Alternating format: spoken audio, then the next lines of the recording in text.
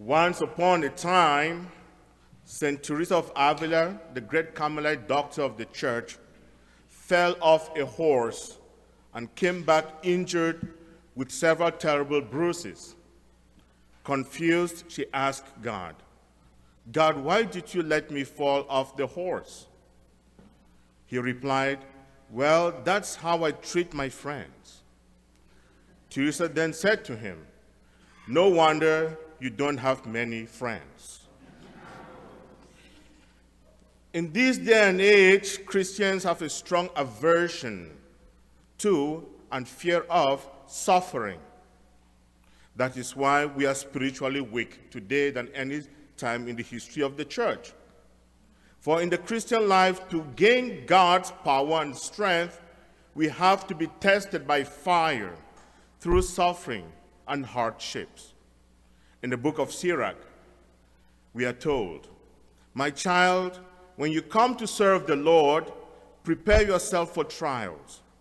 Be sincere of heart and steadfast, and do not be impetuous in time of adversity.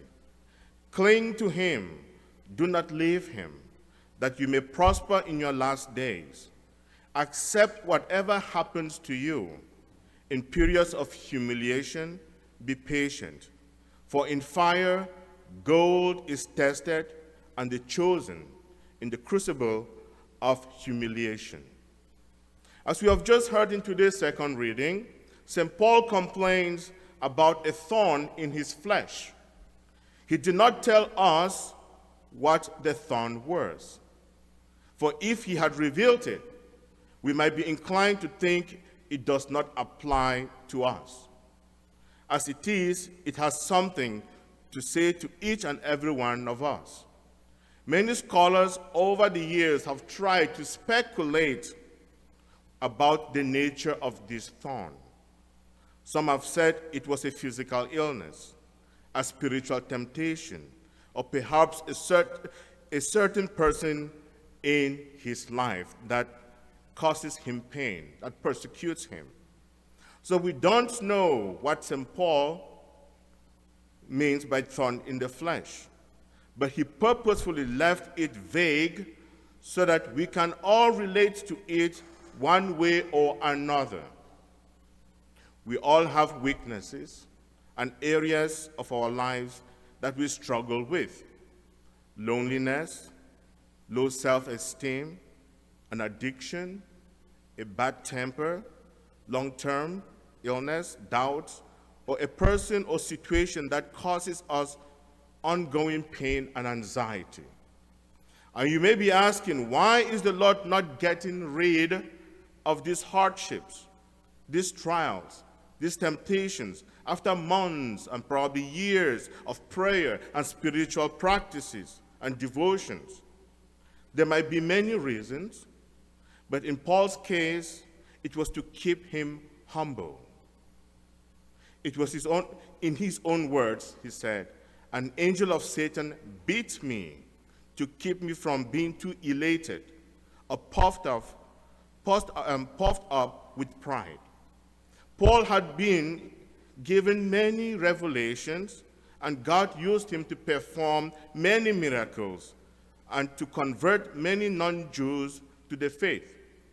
Paul might be tempted to think, it's me that is doing all these good and miraculous things.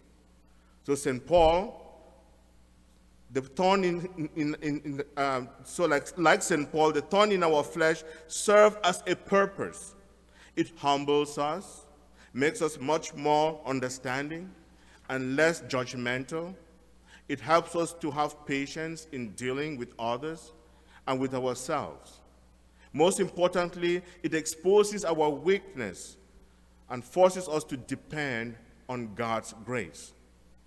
It is reported in the life of St. Catherine of Siena, the Dominican saint and doctor of the church, that once the devil was permitted to tempt her against her purity, she vigorously resisted it with penance and prayer.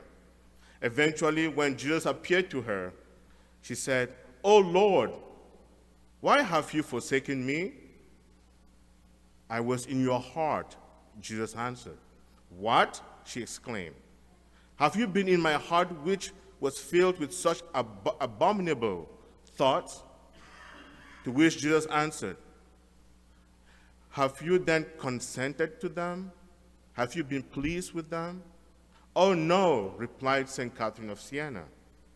Then Jesus told her, it was most painful to me to be afflicted with them.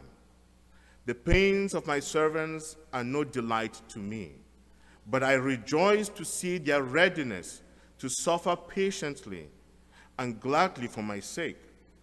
Now that you have so bravely fought your battle, I will be with you more closely and will visit you more often than before. Then St. Catherine was filled with a great joy and gladness, and all her temptations ended. The Lord rewarded her with many graces for courageously fighting the good fight. God permits temptations and suffering in order that we can be closer to him, to humble us and to rely on him.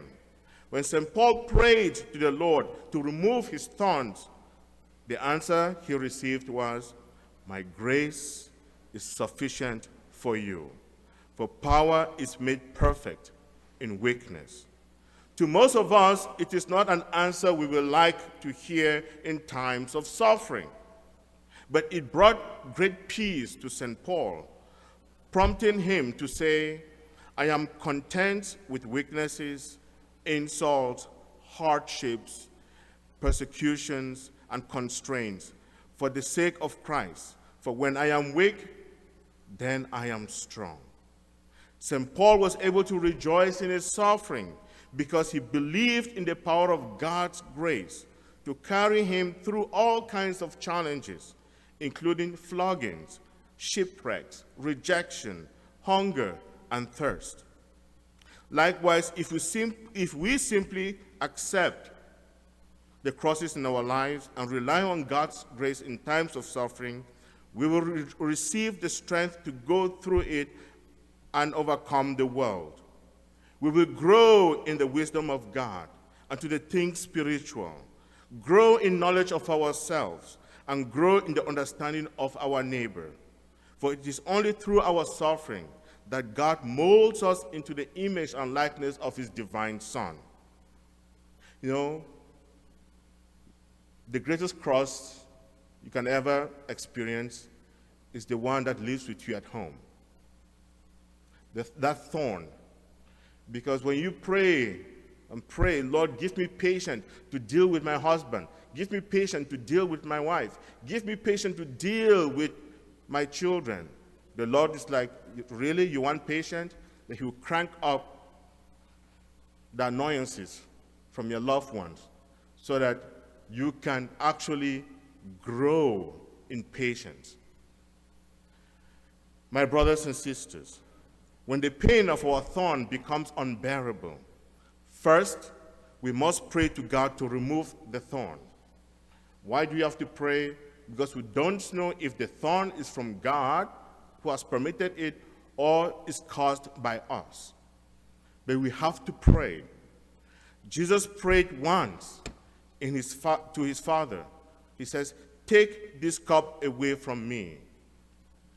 During his, in the Garden of Gethsemane, but responded, let your will be done, not mine. If Jesus is God and asked his Father to take away his thorns from him, what about us? Why would God permit such a thorn to befall his Son? It's so that he can show that his Son is always faithful. He will never abandon his will. Because the only way we can test ourselves or know what we're capable of doing is when things are not going well in our lives. The saints are often sad if things always go the way they want it to go. Because they know that if things go our way, there's no way they can prove their love for God. Paul prayed 3 times that this thorn be taken away. And Jesus responded, my grace is sufficient for you. Whatever problems you're encountering, God permitted it to show you that with him you can overcome. He says he has given you the grace to overcome whatever he has permitted in your life. Second, if God does not remove the thorn, then he wants us to accept it, to abandon ourselves completely to him in trust that through that thorn, he would transform it into a crown of victory and glory. Those who enter heaven are not wimps. Those who enter heaven are soldiers. You can't call a soldier if you have not done any battle. You have to show the scars that you have received during your battles. That is what will lead you to heaven. Finally, when we abandon ourselves to his good pleasure, God will use our thorn to teach us to practice the virtues of patience, humility, and self-knowledge. We will come to depend on him and experience the reality of his mercy and power working in us and through us. And through our weakness, Jesus will demonstrate his power of kindness, his power of forgiveness, his power of gentleness, his power of understanding and love for our neighbor. John Vianney wrote, "There is no doubt about it. A person who loves pleasure, who seeks comfort, who flies from anything that might spell suffering, who is over-anxious, who complains, who blames, and who becomes impatient at the least thing which does not go his way, a person like that is a Christian only by name. He is only a dishonor to his religion. For Jesus Christ has said so. Anyone who wishes to come after me, let him deny himself, take up his cross every day of his life, and follow me." Then I'll end with this quote from St. Augustine.